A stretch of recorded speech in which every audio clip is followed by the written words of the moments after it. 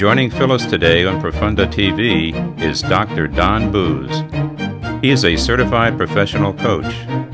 He is recognized for his expertise in emotional intelligence. Some describe him as a conversational anthropologist. He is the author of the Emotional Intelligence Primer, How to Be the Difference That Makes the Difference for Today's Leaders. He is also a trained French chef. Too bad, Phyllis, that this isn't a cooking show. I'm really excited to have a chance to talk with you, Don Booz. It is an honor to have you here. And I just think that it's worth saying the name of the book one more time, and that is, you are the author of the Emotional Intelligence Primer, How to Be the Difference That Makes the Difference for Today's Leaders. Right. There are a lot of people trying to make a difference for today's leaders. What's special about your approach? What is emotional intelligence? Well, yeah, it's a good question. Emotional intelligence is understanding your own emotions and how to manage them in both social settings, workplaces, and at home, other places. It's really being in touch with who you are at all times and in many different environments. What sets my book apart, I think, is many of my clients and others that are in my world say, you know, emotional intelligence. Often they will say, I know someone you need to talk to, because they think someone doesn't have emotional intelligence. When I query them about what emotional intelligence is, basically they've heard the word, but they don't really have a concept about emotional intelligence. And beyond that, they didn't know how to get emotional.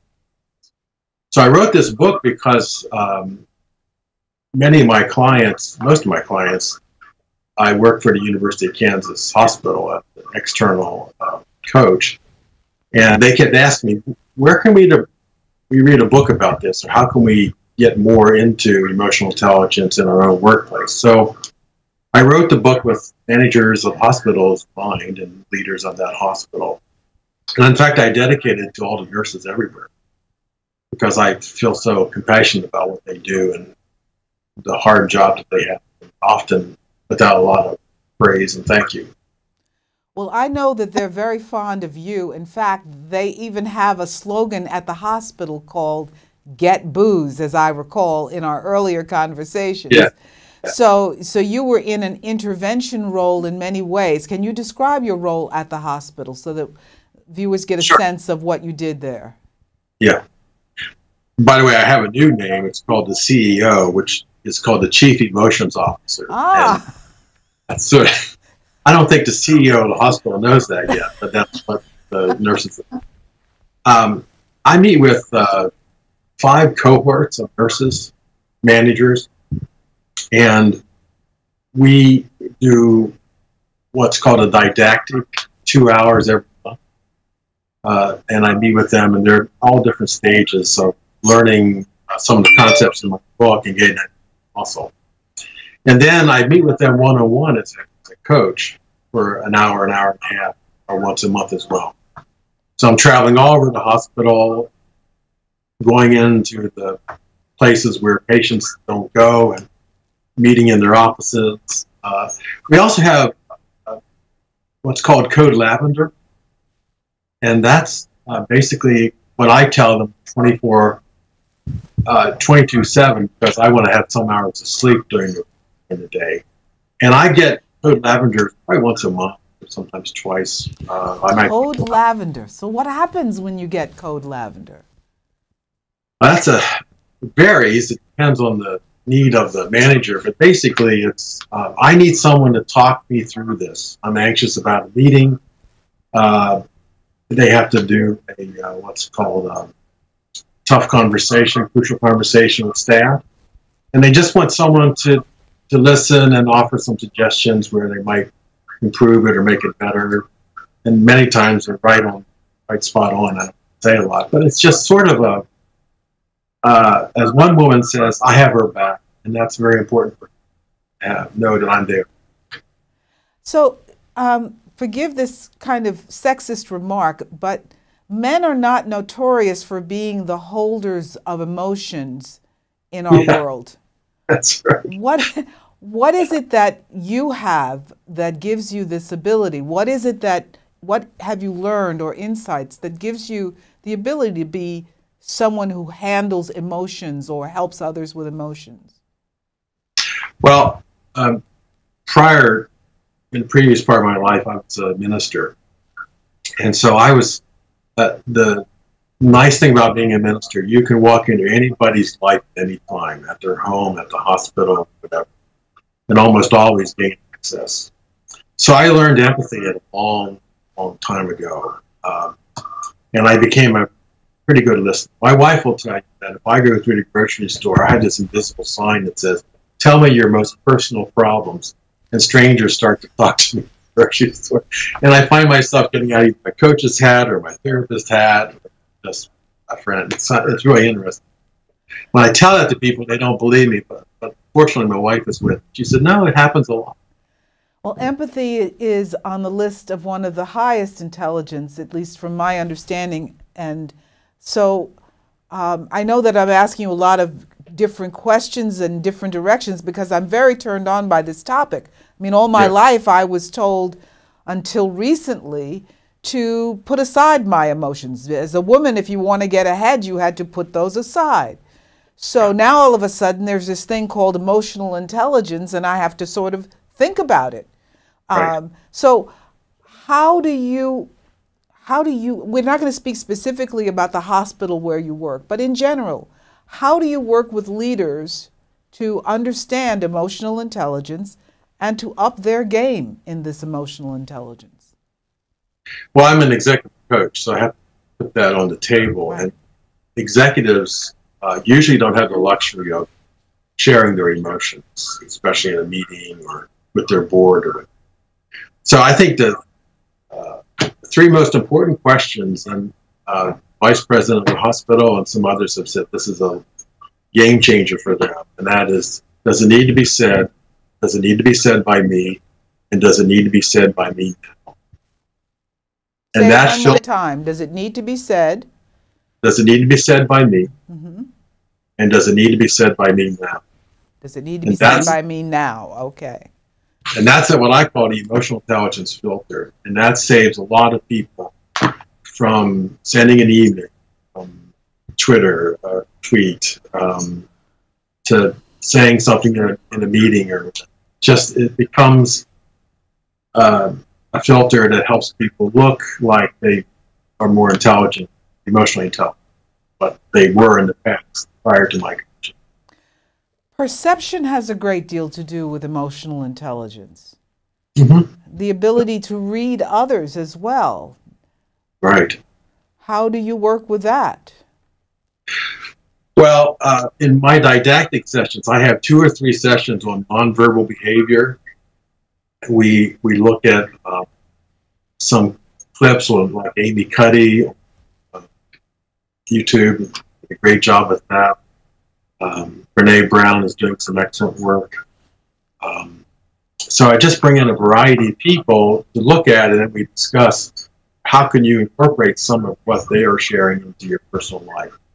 So we talk about how you sit and how you present yourself, how much space you take up. I had a man who would sit all the time like this in meetings. And Phyllis, I also do shadow coaching, so I will follow people around all day long and watch them in different settings. He would sit like this. I'd say, "Are you aware of what signals you're giving off?" He says, "This is comfortable for me." And he had no other way of like, he said, "What am I going to do with my hands if I don't do this?" I said, "Well, let's try it. Let's just put it out and see what happens." It was very awkward for me. But right away, some people noticed that he changed his posture. And so he started to be a little bit more open, and I think people were more open to him, at least from my observations, when he told me. You know, there's so much investment in the use of the brain and the intellectual intelligence. Yeah. That this is what's going to make people access each other more effectively. Mm-hmm. you know, I know that you have a passion for people. I've witnessed that. I've seen that over the couple of times we've had a brief conversation. But do you have a personal mission? I would imagine that you have to have a calling to get through this kind of work. I do. I'm trying to help people to be the best possible themselves. And my personal mission statement is to change their world one skill at a time.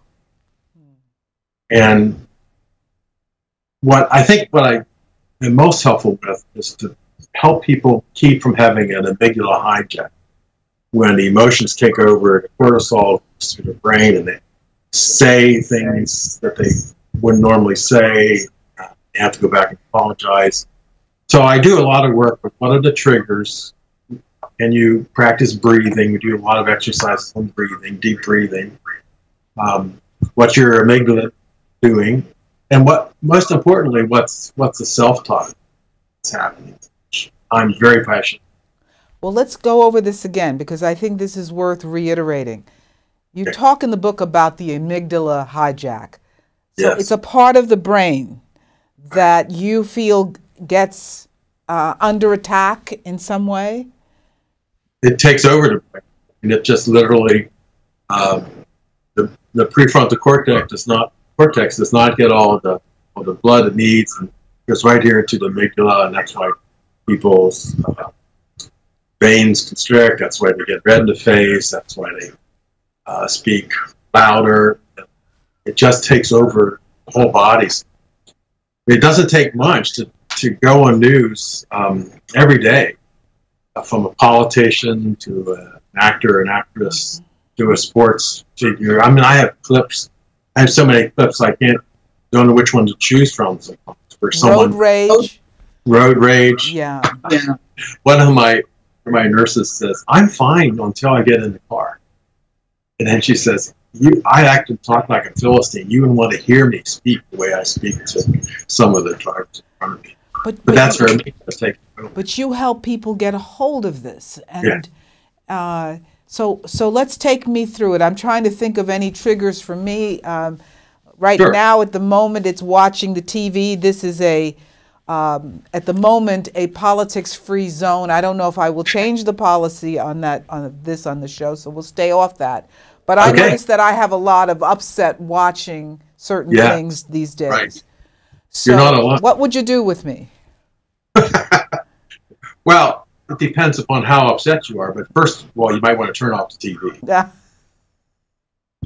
And so that's remove yourself from whatever situation you're in that's causing you to get a trigger. If you're a journalist of any serious sort, you got to stay with it. So, but okay, that's the first step. Okay. The second step would be do some deep breathing while you're in the moment. There's a thing in the book that I like to promote. It's called pre-program yourself. When you know you're going into an intense situation, it's a good idea to do some deep breathing 3 or 4 times. And from the belly, and let it out, hold it. There's 4-7-8 breathing, which is 4 in, 7, release for 8. Any type of deep breathing you can do automatically calms yourself down. And then your self-talk, which tends to be parent-child in relationship. We allowed our self-talk to talk to us in ways that we wouldn't allow our best friends to talk to us. And so in writing this book that I'm hoping to release at the end of this year, is if you talk to yourself in the third person versus I'm upset, or I said a stupid thing, or you, if you just talk to yourself like, Phyllis, now you're getting upset. Calm down. This is not worth it. So you give a different dialogue to your self-talk that lets you say, okay, this is just make-believe. This is out of my control. Whatever you want to say that's going to help you to calm down. And sometimes we get upset about things that we can't have any control over. My friend and mentor, Jack Canfield, says that fear is fantasized experiences of being real. and oftentimes Tony Robbins also talks about Now fear you're being going fast. Hold on. That's a very powerful thing. You're quoting your colleague Jack Canfield, and he says, yeah, fear, let's say it slowly. Fear fear, is mhm, fantasized experiences appearing real. fantasized experiences Yeah, appearing real. That's useful. very useful. The amygdala is taking in all kinds of data, always scanning the horizon, see if you're a friend or foe. Am I safe? And those kinds of things. And it can make mistakes. And the brain doesn't know the difference between what is real and what is not real. We have lots of studies with athletes going through um, routines, and all the body is saying going through it, but they're sitting in a room because the brain can't distinguish that. You can, as a therapist, previous life, I can tell you that people bring things in from when they were 8 years old, 4 years old. That's dictating how they go through life. They haven't been able to deal with that at some level. And so we can it's called, in the NLP, it's called an anchor. You know, like you can smell someone's perfume. Like I was walking through the hospital last week, smelled this god-awful perfume. I thought, what? Where is this? Well, I went right back to my mother. She had the worst smelling perfume that I could imagine, but it's still in my nostrils, in my brain. And I was following someone with the same perfume. I went right back to my time with my mother. And those kinds of things are with us, and they can take over our brains and our minds so quickly. Oh, I agree. You know, I had to learn how to eat fish as a young woman because my mother she was a good cook, but when she cooked fish, it was just awful. Awful. So Yeah. I could never get near it, you know. Now it's Yeah. okay, but boy, it took me a while to get over that. But Yeah. now let's talk about cooking because as we Okay. said in the intro, that you are a French chef. Trained French chef. Now, yes. you must have trained as a sous chef for a while. So there's a lot of upset and amygdala seizing and that kind of activity. My. Well, I went over to Paris to work in a bistro for a short period of time because I Okay. really wanted to get French cooking. I was the only one who spoke English. And being an American, I had no respect from the chef. And it took a while to get that respect. But hands would be flying, amygdala hijacks going off. It's not really a safe place sometimes to be in the kitchen of a restaurant, especially when it's being slammed. But what I learned in all that process is there's a French term, and I love this term. It's called mise en place. And what that means is you have everything in place before you start the actual cooking. Mise en place. Mise en place. So you're dicing, so you have all your carrots here, your celery here, onions here. And then when it comes time to cook, you're just putting everything into place. And I think that's taught me a lot about how I like to pre-program, have things, prepare myself emotionally for what I'm going into my life. Make sure that I don't have a hijack, I'm not triggered in some way, I'm prepared for this, all those kinds of things. And in my self-talk, it's also sort of a review of how the recipe is put together. How am I going to do this? What are you going to do now? How are you going to react to this? Now, your wife must be very happy that you are a French chef. She must be really enjoying the meals that, as I understand it, you prepare at home. Yeah, I do all the planning, and I pick up the food, and then I cook it. And her female friends, our friends, will say how great that is. Wish I had a husband. She says, "Fine, you don't have to do the dishes because when he cooks, he has stuff all over the place." And I think, not to be sexist about it either, but like a man, I like to have toys to work with, and the right toys for the right utensil for whatever I'm doing. Makes it a lot easier. But I do a lot of stuff. Do you have a favorite dish that you like to make? That's like asking me which one of my daughters I best. I don't know. There are a lot of there's a website, a woman who got the same training that I did at cooking school called Once Upon a Chef. Her name is Jennifer, and she makes some fantastic, puts online some fantastic recipes that are easy to follow. It's just a cookbook. But now, wait a second. You know, I have to say honestly, I'm a pretty good cook, but I don't enjoy it. You know, Oh, I don't enjoy it. So here's the scenario: you're following this wonderful recipe, and you get all the way down, and you're missing an ingredient. You know, what do you do? Now, I know in real life this situation occurs. You know, you're working on your script and you show up to the show, you gotta wing it. What do you do as a chef when you've got everything and you're missing that one element? well, Phyllis, it's always helpful to have a bottle of wine and a glass of wine here. That's good for an emotional intelligence response. I like that. A good bottle of wine. Okay. Well, But it's also helpful to have the mise en place there. That you make sure you have all your I ingredients see. ready in place, and then it's a matter of putting them together. And that's probably what I didn't do in the initial cooking processes. Now I do a little better. I make sure I have what I need. But that's a good point. But let's go back now. We've enjoyed your journey as a chef. But if I really look at your life, you don't look old enough to have been a bishop, which we did not mention, Right. a therapist, Yes. you have your doctorate. Yes. You are a certified coach, not just someone with a banner that says coach, and now an author and Yes. French chef. Yes. So would you call this a Renaissance person? I would think. Some Not trying to people flatter you. This is a lot of Yeah. work. I know. Well, it's a fun life, and I just love when I'm going away for a conference or whatever I'm doing. I can't wait to get back into the kitchen. Or if I'm in somebody's area that I know, a friend's in DC or wherever, I will call them and say, "Hey, let's get together and I'll cook a meal for you," because I just enjoy that kind of. It brings people together, I think, in a healthy way, especially if you have a good meal. And I personally am fond of French food because of the nuances of flavors.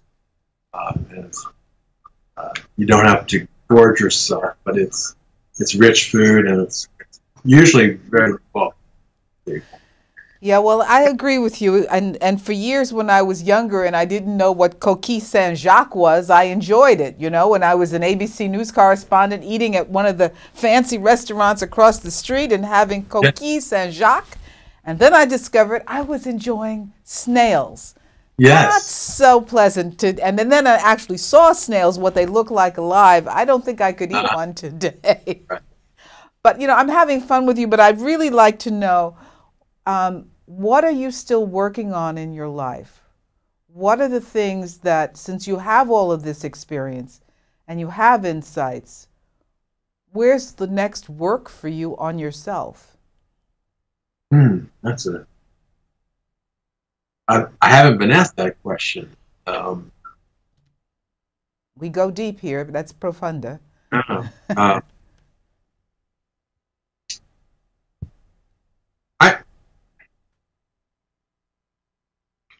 I'm trying to understand myself better, and I'm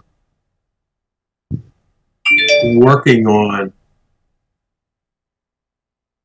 the filter myself that need to be said doesn't need to be said now by me.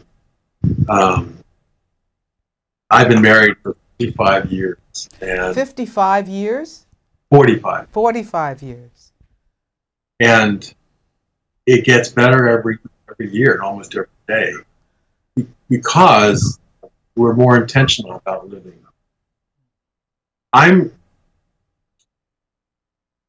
What comes to my mind, Phil, to answer your question in all honesty and all integrity, I'm trying to live the moment and to recognize it doesn't get any better than this. And to be more positive about even the worst things coming my way and try to figure out what's the positive intention of this person, what's the healthy thing to do, what's the lesson I'm going to learn, how am I contributing to this situation. So there's a lot of self-reflection and self-analysis, but I think the happiest time, and my last name is Booz, so I have to say this in context, but the happiest time for me is around 3 to 4 o'clock when I'm here, my wife's home. We can sit down and just have a nice glass of red wine together. And I have a salmon dip with some crackers. We just talk about our day and what we have going on.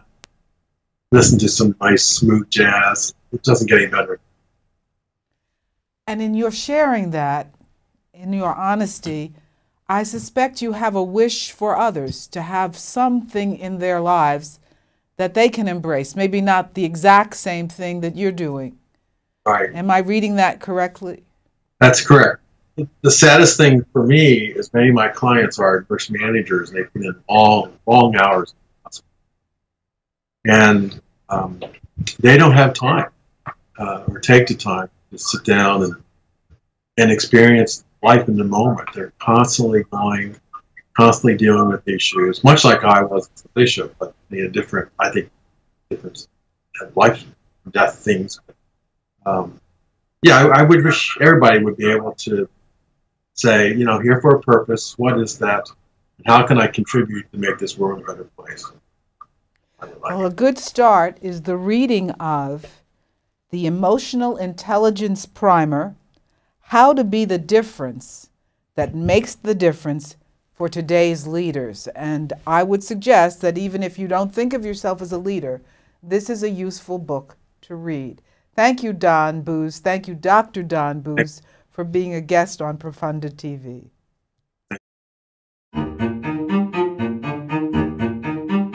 We invite you to send us video or even MP3 files for audio, and let us have a conversation. Let's find out what you're thinking. It is possible to make it work in this new reality, and the way to do it is to let me know what you're thinking. I appreciate it. And again, this is Profonde TV on PrincetonTV.org. I'm so grateful to the people who work here and who make this possible. I don't take freedom of the press or freedom of communication or freedom of speech for granted. It's something we have to work at, and this is how I'm working at it.